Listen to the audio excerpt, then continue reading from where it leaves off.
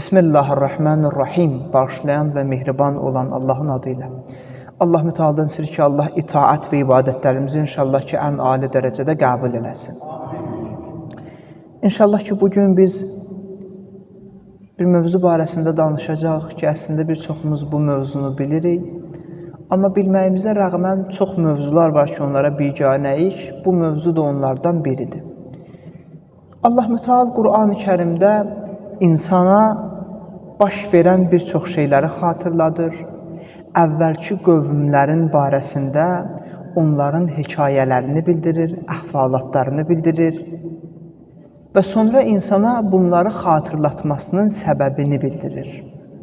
Allah müteal bildirir ki, nümunə üçün Qəmər surəsində Bismillahirrahmanirrahim və ləqəd tərəknəhə ayətən fəhəl min muddəkir. Həqiqətən biz onu nişanə qoyduq, bir əhvalatı danışdıqdan, qeyd etdikdən sonra bildirir ki, amma heç bir ibrət götürən varmı? İbrət götürür kimsə bundan? Çox az hallarda. Və sonra nümunə üçün Hz. Nuh əleyhissalamın qövmünün xəbərlərini bildirir və sonra Səmud qövmünün, Lut qövmünün, Ad qövmünün hər biri yəni bir ibrətdir. Sonra yenə qeyd olunur ki, وَلَقَدْ يَسَّرْنَا الْقُرْآنَ لِلذِّكْرِ فَحَلْ مِنْ مُدَّكِرِ. Həqiqətən biz Quranı öyüd və ibrət olması üçün asan və anlaşılan şəkildə nazil elədik.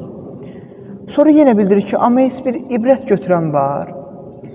Yəni Allah müteal Qur'an-ı Kərimi başdan başa insanlara ibrət olması üçün nəql edir. İnsanlar bu olanlardan, indi bəzilər ki deyir, indi bu din deyil, filan şey din deyil. Elə dinin əsasını təşkil edən xəbərlərdən biri keçmişdə baş verən hadisələrin nəql olunub, onlardan nəticə çıxarılmasıdır. Hələ məsumlarımızın həyatına keçmirik. Din onlardan başqa bir şey deyil. Və indi məsələ budur ki, ibrət götürmək bu qədər vacib məsələdir ki, Allah insanı ibrət götürməyə sövq etdirir. Bəli, insan əgər ibrət götürməsə, keçmişdəki qövmlər nə səhvlər eləyibsə, onlar da bu səhvləri eləyəcəklər və necə ki eləyirlər. Çünki insan ibrət götürməyəndə, onda həmin səhvi özü eləməyə meyilli olacaq. Bir var ki, baxırsan ki, filan kəs filan səhvi elədi, nəticəsində də filan zərəri gördü. Ağıl insandan tələb edir ki, əgər sən ağıllı insansansa, sən də bir götürqü eləməlisən ki, demək o səhvi elədim, mən də onun zərərini görəcəm. Mən burada istisna deyilmişim. Amma yox, sən göz görə-görə onun başına bu səhv elədi, filan zərər gəldi. Sən də o səhv eləyirsənsə, demək sən o qədər də ağıllı insan deyilsən. Allah müteal Qur'an-ı Kərimdə buyurur ki, قُلْ هَلْ يَسْتَوِي الَّذ۪ينَ يَعْلَمُونَ وَالَّذ۪ينَ لَا يَعْلَمُونَ اِنَّمَا يَتَذَكَّرُ اُولُوا الْأَلْبَابِ. De ki, məgər bilənlərlə bilməyənlər eyni ola bilərmi? Bilənlə bilməyən eyni ola bilməz. Və sonra deyir ki, yalnız ağıl sahibləri ibrət götürərlər.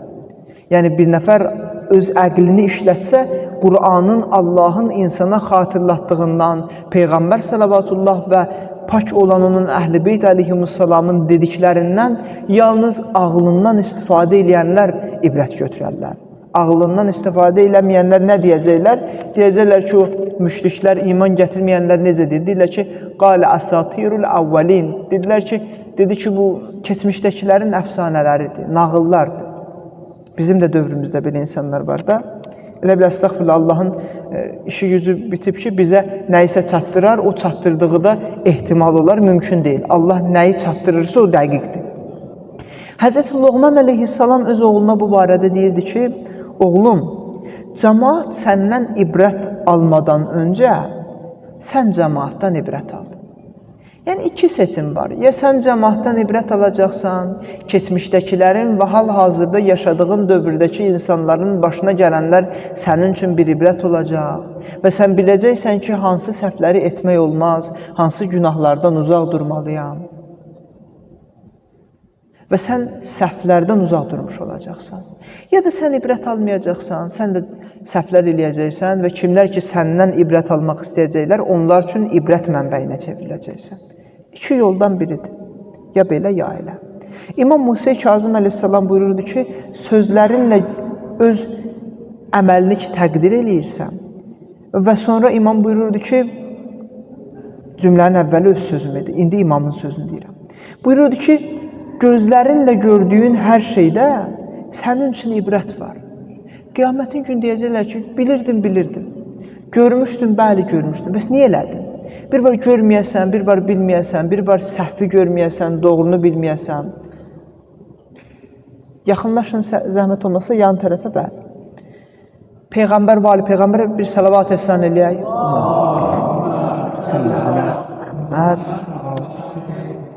Yəni sən nəyi ki gözünlə görürsənsə orada bir ibrət var. Sən oradan qaça bilməzsən. Amma bəs yaxşı, biz gördüyümüz şeylərin niyə axı ibrət mənbəyi kimi ondan istifadə etmirik? Çünki unutqanıq, çox unuduruq biz. Quran-ı Kərim Həzrəti Adəm əleyhissalamın xüsusiyyətlərindən birini qeyd edəndə nə qeyd edirdi? Deyir ki, unutqandır. Və ləqəd əhidnə ilə Adəmə min qablu fənəsiyə və ləm nəcid ləhu əzmə. Deyib, çünki biz ona dedik ki, filan şey yaxınlaşma və Adəmə tapşırdıq ki, filan şey yeməsin. Amma o unutdu, fənəsiyə. İndi biz də insanıq. Eyni sözdən gəlir, eyni kəlmədən, nəsiyə sözündəndir, unutmaqdır. Biz də unutqanıq. Nə qədər ibrətlər baş versə də, o ibrətlər görürsən ki, bizim başımıza gəlməyincə onlardan bir çox hallarda biz ibrət götürmürük. Öz payımızı götürmürük. İbrət elə bu deyil ki, hər şey sənin başına gəlsin. Bizim həyatımız o qədər uzun deyil ki, bütün səhvləri özümüz edək.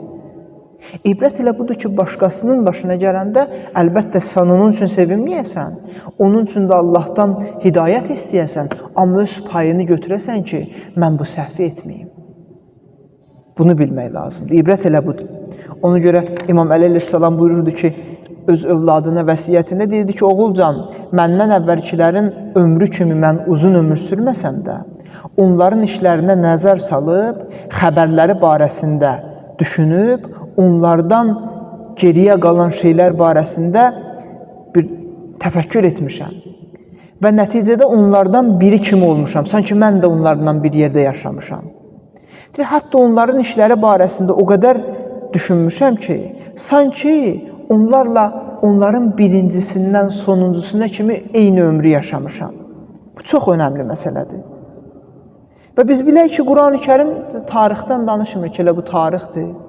Elə olub və bitib, elə bir şey yoxdur. Quranın bizə danışdığı məsələlər və bütün xəbərlər hər zaman öz canlılığını qoruyur. İmam Sadiq əleyhissalam ona görə buyururdu ki, Nəzələl Quran bi-iyyəki ə'ni vəsmə'iyyə cərə. Quran-ı Kərim ərəblərdə bir söz var. Sənə deyirəm, qonşu eşitsin mənasında nazil olunub. Ki, yəni, başqası üçün deyirlərsə belə, sənin orada bir payın var. Bunu bilməlisən. Bizim də məsuliyyətimiz nədir? Məsuliyyətimiz düşünməkdir. Düşünməkdir. Deyir, Bəhlul günlərin bir günü qəbristanlıqda qəbirlərə baxırdı. İndi bu padşahın da vəziri gəldi. Günəşin istisidir. İndi o da öz ətrafı ilə keçəndə dedi ki, Bəhlula, bu günün istisində burada nə edirsən? İşin gücün qutarır. Bəhlul dedi, yox, işim gücüm qutarmıyor. Belə baxıram ki, burada görürəm nə vəzirin qəbri seçilir, nə nökərin qəbri seçilir. İkisinin də qəbri elə eyni cürədir. Məna nədir? Məna budur ki, burada ibrət budur ki, yəni fərq etmir. Sən indi vəzirsən, vaxt gələcək, sənin qəbrinlə adi insanın qəbri seçilməyəcək. Adi bir sözdür, amma ibrət görün nə qədər genişdir. Amma ibrət kimin üçündür? Düşünə bilən üçün. İnnət təfəkkürə yəd'u iləl birri vəl-əməli bih. Təfəkkür insanı yaxşılıq və yaxşılığa əməl etməyə doğru çağırır. Amma təfəkkür eləməsən heç bir mənası yoxdur. Allah sənə orada danışsın, orada sənin üçün qeyd etsin. Xeyri yoxdur, sən elə öz eşitmək istədiyini eşitirsən. Desən, elə bunlar söz deyə. O qədər mənasız sözləri çox qiymətli söz hesab edirsən. Ən qiymətli söz olan Allahın kəlamını deyirsən, söz deyə. Niyə? Çünki sən eşitmək istəmirsən onu. Sənin nəfsi və müxalif sözdür. Nəfsin deyir, filan şey halaldır, bu deyir, haramdır. Necə olar? Onda neyniyim? Bunu inkar edeyim. Belə olur. Ona görə insan gərək öz həyatının barəsində diqqətlə düşünsün və bilsin ki, Allah ki, gecə və gündüzü necə nizamla təqdir eləyibsə, Günəş və ayı və həyatın bütün hadisələrini necə nizamla təqdir edibsə, o cürdə insana bu xəbərləri verməklə insanı məsuliyyətli eləyib ki, sən öz həyatın barəsində diqqətli olacaqsan. Və bunun üçün insanın düşünməyi kifayət eləyir.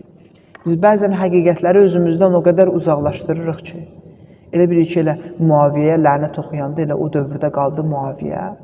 Onunla da bitdi, elə deyil. Muaviyyənin xəbərləri bugün üçün də bizə niyə lazımdır?